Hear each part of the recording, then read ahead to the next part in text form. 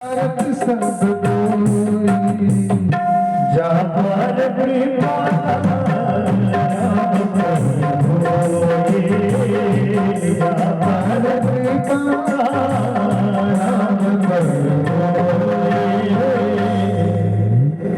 यहाँ जाते कुछ नहीं मिलता प्रभु कहे। इधर तो साधु साध्वी रूप भगवान भोलेनाथ पे बैठे हैं। धरा देवी से कहे, देवी मुझे बहुत भूख लगी, कुछ तो भोजन करवा दो, कुछ व्यवस्था हो तो पवाओ।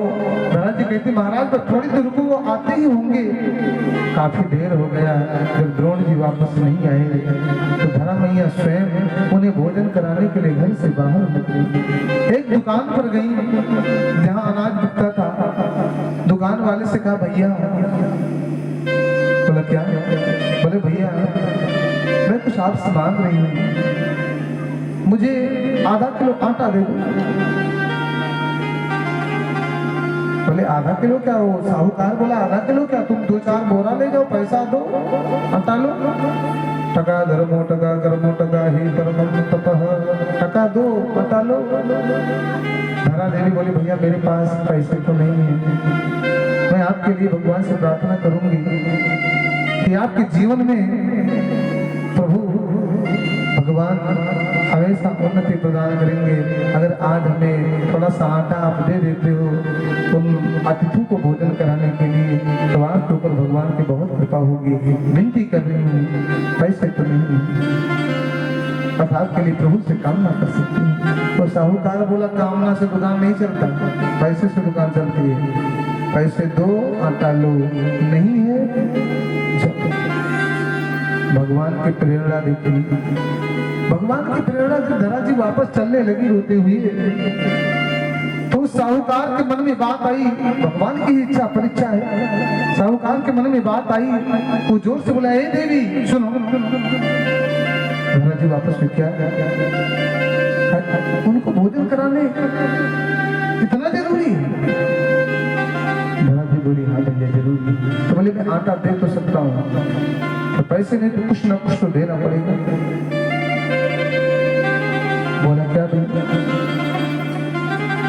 बोले एक तराजू के पल्ले में मैं आटा रखता हूँ और एक पे तुम अपने अस्तर काट करके रखो, उसके बराबर आटा ले लीजिए। जैसे अस्तर की बात की उस साहूकार ने, धरा महारानी हंसने लगी। भैया उन महात्माओं को भोजन कराने के लिए तुमने सिर्फ अस्तर मांगा? अरे आज उन्हें भोजन कराने के लिए तो हमारा सर भी मांगता ना, तो तेरे तराजू में काट के चढ़ा ला। छुरी लिया मैया ने और अपने अस्तर को काट करके तराजू के तलवे पर रख दिया। आटे की थैली हाथ में दी, खून से लथपथ डूबी हुई, किसी प्रकार से कुटिया तक रसोई घर तक पहुंची। रसोई घर में गिर के बेहोश हो गई। आटे की थैली अलग पड़ी है। उधर द्रोण जी महाराज धीरे धीरे मन मारे आ रहे हैं कि देवी ने क्या उनको भोजन कराया होगा जब घर में कुछ था ही नहीं। आज हमारा संकल्प टूट गया, आज हमारा विकल्प टूट गया। मन मारे आ रहे थे, आए देखा द्वार पे महात्मा बैठे हैं। घर में जाकर के देखा तो खून से डूबी महारानी धरा रसोई घर के सामने पड़ी, आटा अलग पड़ा हुआ है।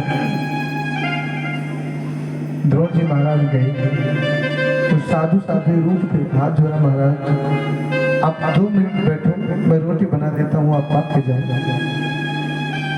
तो पार्वती जी साधु रूप में थी, बोली क्यों? वो देवी भोजन नहीं बनाएंगे जो आपके घर में थी? द्रोण जी बोले, उनकी थोड़ी तबीयत खराब है, मैं ही बना देता हूँ। सुबह तबीयत खराब, अभी तो ठीक थी, चलो देखो। हम पहुंचे देखने के लिए, वो खून से डूबी धरा मैया के उस देह को देखा।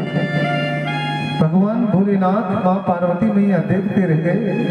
जब हमारे भगवान कृष्ण कन्हैया नारायण लाल रूप में आए थे, छोटे से बालक रूप में आए थे, उन्होंने देखा तो उनसे रहा नहीं गया, तुरंत उस कुटिया में प्रकट हो गए।